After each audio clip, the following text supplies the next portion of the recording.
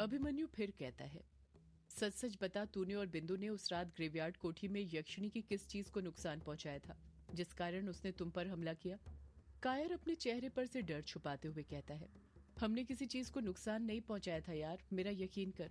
बिंदु तो बस मेरे लिए खाना लेकर आई थी शाम को। अभिमन्यु कायर की आंखों में देखते हुए कहता है, पर बिंदु ने तो मुझे बताया था कि वो रात में तेरे लिए खाना लेकर आई थी 9 बजे। कायर जानबूझकर हंसने का नाटक करते हुए कहता है, हाँ रात को ही आई थी यार, मैं भूल गया था। वो क्या है ना, ग्रेवयार्ड कोठी में रहो तो वक्त का पता ही नहीं चलता, कब दिन होता है कब रात। अभिमन्यु झट से पूछता है, और फिर बिंदु गई कब थी यहाँ से? कायर भी तुरंत कहता है, 9:30-10 बजे चली गई होगी। अभिमन्यु अपनी बात पर जोर देते हुए कहता है, 9:30 या 10, सही टाइम बता। कायर नजरें चुराते हुए कहता है, 10, हाँ 10 बजे ही चली गई थी। अभिमन्यु सवाल जारी रखते हुए कहता है, अकेले गई थी? कायर हड़बड़ाहट में हामी भरते हुए कहता है, हाँ अकेले गई थी। वो क्या है ना, ग्रेवयार्ड कोठी में कोई था नहीं, युग सारी जवाबदारी मुझ पर छोड़ गया था। अब ग्रेवयार्ड कोठी को रात में तो अकेला छोड़ नहीं सकते थे ना कोई तो होना ही चाहिए था ना रखवाली करने वाला, इसलिए बिंदु को अकेले जाने दिया मैंने। अभिमन्यु हंसते हुए कहता है, तू अपने ही जाल में फंस गया कायर, तू भूल रहा है ये ग्रेवयार्ड कोठी है, हम इसे दिन में खुला छोड़कर चले जाते हैं और तू इसकी रखवाली कर रहा था। और तू बिंदु को अकेले जाने देगा, वो भी काला झाड़ी जंगल से, वो भी रात में? ऐसा हो ही नहीं सकता। अब सच सच बता, हुआ क्या था, या अभी और झूठ बोलेगा? कायर समझ गया था कि अब वो अभिमन्यु को और बातों में नहीं घुमा सकता था, उसे सच बताना ही होगा। कायर अपने आप पर शर्मिंदा होते हुए कहता है, ठीक है बताता हूँ, पर पहले वादा कर ये बात बस तेरे और मेरे बीच में ही रहना चाहिए, किसी को भनक नहीं लगनी चाहिए। अभिमन्यु वादा करते हुए कहता है, नहीं लगेगी। कायर कहता है, यार तुझे तो पता है बिंदु और मैं एक दूसरे से कितना प्यार करते हैं, और प्यार की नींव तभी मजबूत होती है जब दो प्रेमी का समागम होता है। हम दोनों कई दिनों से ऐसी जगह ढूंढ रहे थे जहां हम एक दूसरे में समाहित हो सकें। तू समझ रहा है ना मैं क्या बोल रहा हूँ? अभिमन्यु अपनी नजरें चुराते हुए जवाब देता है, हाँ समझ रहा हूँ, तू आगे बोलना। कायर अभिमन्यु को एक एक बात बता देता है कि उस रात कैसे क्या हुआ था। सारी बात सुनने के बाद अभिमन्यु हैरानी के साथ कायर से कहता है, मतलब तू और बिंदु जब संभोग कर रहे थे उस वक्त यक्षिणी ने हमला किया था?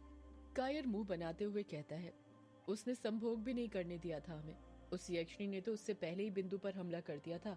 जब मैं टॉयलेट में था वो तो बिंदु के साथ ही वो सब करने लग गई थी जो वो मर्दों के साथ करती है। वो तो मैं सही वक्त पर आ गया। अभिमन्यु बिचकते हुए कहता है, क्या कहा? यक्षिणी बिंदु के साथ करने लगी थी? ये बात कुछ हजम नहीं होती। कायर जोर देते हुए कहता है, हजम नहीं होती तो करनी पड़ेगी अभिमन्यु, और वो हम पर हमला करने के लिए किसी लड़की के रूप में नहीं बल्कि काले साए के रूप में आई थी।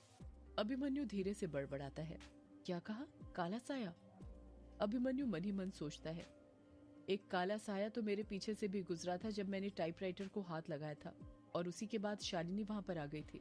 इतना सोचकर अभिमन्यु शालिनी की तरफ देखने लगता है जो युग से बातें करने में लगी हुई थी। कायर अभिमन्यु से कहता है, मुझे लगता है कि यक्षिणी को यह बात पसंद नहीं आई होगी कि उसकी ग्रेवयार्ड कोठी में मैं और बिंदु संभोग करने वाले थे, इसलिए उसने हम पर हमला किया होगा। क्यों अभिमन्यु? अभिमन्यु को जवाब नहीं देता, वो अपनी सोच में खोया हुआ था। कायर अभिमन्यु को हिलाते हुए कहता है, कहाँ खो गया? अभिमन्यु जवाब देता है, कहीं नहीं, यहीं तो हूँ। कायर, अभिमन्यु, शालिनी और युग सबकी वहीं पर बैठे बैठे आंख लग जाती है, उन्हें पता ही नहीं चलता है। सुबह हो गई थी और उसी के साथ सूरज की रोशनी चारों तरफ फैलने लग गई थी। सूरज की रोशनी सीधे कछुए के चेहरे पर पड़ रही थी, जिस कारण उसकी नींद खुल जाती है। जब वो उठता है तो देखता है कि अभिमन्यु और कायर अभी तक सो रहे थे। शालिनी भी पेड़ की छाया में ही सोई हुई थी, बस युग वहां पर नहीं था। जब कछुआ अपने आसपास नजरें घुमाता है तो देखता है कि उनसे कुछ दूरी पर ही युग रास्ते में बैठा हुआ था, उसी रास्ते में जहां पर अघोरी की खोपड़ी गड़ाई गई थी। युग के बगल में फावड़ा और गैती रखी हुई थी, साथ में आसपास कुछ मिट्टी भी फैली हुई दिख रही थी।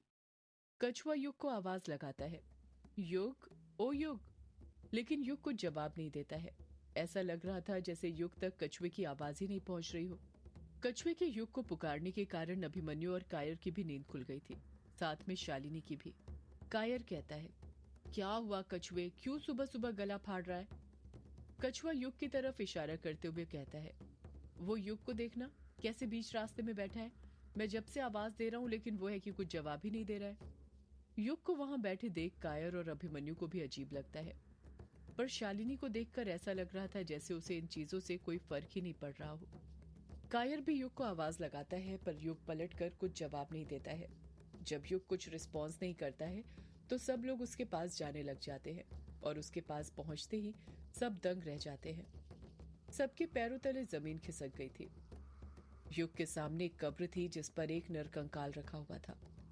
ये वही कब्र थी जो अघोरी की अस्थियां दफनाने के लिए गड्ढा खोदते वक्त मिली थी। अभिमन्यु हैरानी के साथ युग से पूछता है, ये क्या युग, तूने इस कब्र को दोबारा क्यों? तुझे पता है ना ऐसे किसी की कब्र को बार बार खोदना गड़ाना ठीक नहीं है। युग कुछ जवाब नहीं देता है, चुप बैठे रहता है। कछुआ घबराते हुए कहता है, तू फिर किसी की अस्थि को गड़ा रहा था क्या? युग चुप बैठा रहता है। उसके मिट्टी से भरे कपड़ों को देखकर साफ समझ आ रहा था कि गड्ढा उसी ने खोदा था, पर किसी के समझ में नहीं आ रहा था कि उसने ये सब क्यों किया था। शालिनी युग के बगल में बैठ जाती है और बड़े प्यार से बोलती है, आपने ऐसा क्यों किया युग जी? ये कब्र दोबारा क्यों खोद दी? युग शालिनी की तरफ देखते हुए कहता है, सपने के कारण। कल रात मुझे एक सपना आया था। अभिमन्यु बौखलाहट के साथ पूछता है, कैसा सपना युग? युग जवाब देता है, कल रात मैंने एक सपना देखा जिसमें विराट भैया मुझे साइकिल चलाना सिखा रहे थे। युग की आंखों के सामने वो दृश्य चलने लग जाता है जब विराट उसे साइकिल चलाना सिखा रहा था। इस वक्त युग की उम्र 8 साल थी। युग और विराट ग्रेवयार्ड कोठी के बाहर खड़े हुए थे। विराट के हाथ में छोटी साइकिल थी जो युग की थी। ग्रेवयार्ड कोठी के आसपास कई सारी खाली जगह थी। ये वही जगह थी जहां पर अब युग ने बांस की खेती की हुई थी। विराट युग से कहता है, डर तो नहीं लग रहा छोटे? विराट युग को प्यार से छोटे बुलाता था। युग बड़े प्यार से कहता है, मैं क्यों डरूंगा विराट भैया, मैं अब छोटा थोड़ी हूँ, अब तो मैं बड़ा हो गया हूँ ना, और डर तो छोटे बच्चों को लगता है, बड़ों को थोड़ी। विराट साइकिल युग की तरफ बढ़ाते हुए कहता है, चल अब बैठ जा जल्दी सीट पर। युग घबराते हुए कहता है, बैठ जाओ? पर कैसे विराट भैया, मेरी तो हाइट ही नहीं पहुंचेगी सीट तक। विराट कहता है, पहुंच जाएगी, कल मैंने तुझे कैंची चलाना सिखाई थी ना, वही कैंची चलाते जाना और चलाते हुए ही बैठ जाना। युग घबराते हुए कहता है, नहीं भैया मैं गिर जाऊंगा। विराट युग की तरफ अपना हाथ बढ़ाते हुए कहता है, नहीं गिरेगा छोटे, तुझे तेरे विराट भैया पर भरोसा है ना, वो तुझे नहीं गिरने देंगे, तुझे कभी कुछ नहीं होने देंगे। युग अपनी छोटी छोटी नाजुक कोमल उंगली से विराट का हाथ थाम लेता है। विराट युग को उठाता है और साइकिल पर बैठा देता है। विराट कहता है, चल अब पैडल मार धीरे धीरे। युग पैडल मारने लग जाता है और उसके साथ ही युग की साइकिल आगे बढ़ने लग जाती है। विराट ने पीछे से साइकिल को पकड़ कर रखा हुआ था ताकि युग गिरे नहीं। जैसे जैसे युग की साइकिल आगे बढ़ती जा रही थी, उसके अंदर का कॉन्फिडेंस बढ़ता जा रहा था और डर खत्म होते जा रहा था। कुछ ही देर में युग की खुशी का ठिकाना नहीं होता है। विराट पीछे से साइकिल छोड़ देता है और युग अकेला साइकिल चलाने लग जाता है। युग साइकिल चलाते हुए खुश होते हुए कहता है, मैं साइकिल चला रहा हूँ विराट भैया, मैंने कर दिखाया, मैंने कर दिखाया। विराट खुश होते हुए कहता है, मैंने कहा था ना छोटे, तू कर सकता है, तू दुनिया का हर काम कर सकता है, अपने अंदर का डर निकाल कर। ये डर ही है जो तुझे हर जगह रुकेगा, पर अगर तूने इसका सामना कर लिया तो दुनिया की हर चीज हासिल कर सकता है।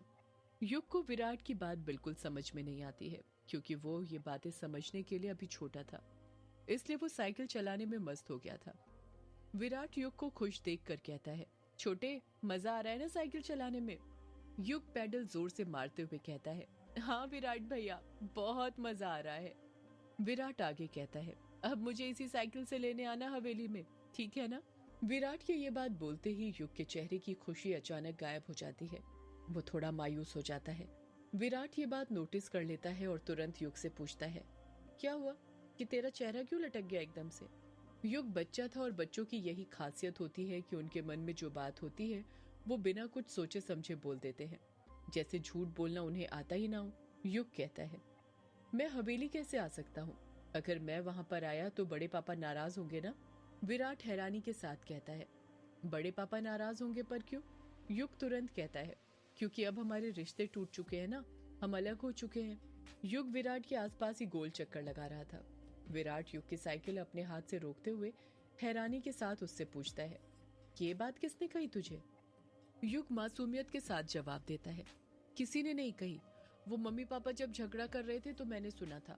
पापा कह रहे थे कि अगर बड़े भैया को हमसे कोई रिश्ता नहीं रखना तो हम भी नहीं रखेंगे। वैसे भी पहले भी कोई रिश्ता नहीं था। नाम से रिश्ते नहीं होते, खून से होते हैं। विराट युग को गले लगाते हुए कहता है, ऐसा नहीं बोलते छोटे, हमारा रिश्ता कभी नहीं टूटेगा। तू भाई है मेरा, समझा? तुझे नहीं पता ये बड़े लोग ना पागल होते हैं। इन्हें पल पल में गुस्सा आता है और कुछ पल में ही चले जाता है। पर इन्हें नहीं पता उसी गुस्से के कारण ये अपना कितना कुछ खो देते हैं। युग चुप खड़ा रहता है। विराट आगे कहता है, और वैसे ही झगड़ा पापा और चाचा जी के बीच में हुआ है। पापा तो तुझसे बहुत प्यार करते हैं। युग तुरंत कहता है, आप झूठ बोल रहे हैं। अगर बड़े पापा मुझसे प्यार करते तो वो भी आपके साथ आते। आप तो उन्हें बताकर भी नहीं आए हैं कि आप यहाँ आए हैं। विराट हैरानी के साथ कहता है, तुझे कैसे पता छोटे कि मैं पापा को ये बात बताकर नहीं आया? युग झट से कहता है, वो जब आप वंदना भाभी से फोन पर बात कर रहे थे, कह रहे थे कि पापा को मत बताना कि मैं यहाँ पर आया हूँ, जल्दी वापस आ जाऊंगा, तब सुना था। विराट युग के कान पकड़ते हुए कहता है, तू बहुत बातें सुन रहा है आजकल बड़ों की। लगता है चाचा से तेरी शिकायत करनी पड़ेगी। कहूंगा कि आपने इसे जो साइकिल दिलाई है वो वापस ले लो। ये बड़ा शरारती हो गया है, बड़ों की बातें सुनने लगा है। युग कहता है, पापा ने थोड़ी साइकिल दिलाई है विराट भैया। विराट हैरानी के साथ कहता है, तो फिर किसने दिलाई है? युग जवाब देता है, मम्मा ने दिलाई है। पापा के पास तो पैसे ही नहीं है तो वो कैसे दिलाते? युग की बात से विराट समझ गया था कि पैसों वाली बात भी युग को उसके मम्मी पापा के झगड़े से पता चली होगी। विराट समझ गया था कि इस उम्र में युग के लिए ऐसे माहौल में रहना ठीक नहीं है। उसके दिमाग पर गलत असर पड़ सकता था इन सब चीजों का।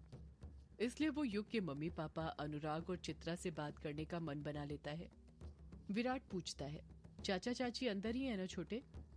युग कहता है, हाँ अंदर ही होंगे विराट भैया। विराट कहता है, ठीक है, तू अब साइकिल चला, मैं चाचा चाची से मिलकर आता हूँ। इतना कहकर विराट ग्रेवयार्ड कोठी के अंदर चला जाता है। करीब आधे घंटे बाद जब वो बाहर आता है तो विराट बहुत गुस्से में होता है। गुस्से से उसका चेहरा लाल हो गया होता है। विराट गुस्से गुस्से में अपने कदम आगे बढ़ाने लगता है। युग वहीं पर साइकिल चला रहा था। विराट युग को इग्नोर करते हुए वहां से जाने लग जाता है। युग विराट को आवाज लगाता है, विराट भैया आप जा रहे हैं? विराट युग की आवाज तो सुनता है पर कुछ जवाब नहीं देता है। युग फिर पुकारते हुए कहता है, विराट भैया रुकिए, क्या हुआ? सदियों से है पुरानी ये है यक्षिणी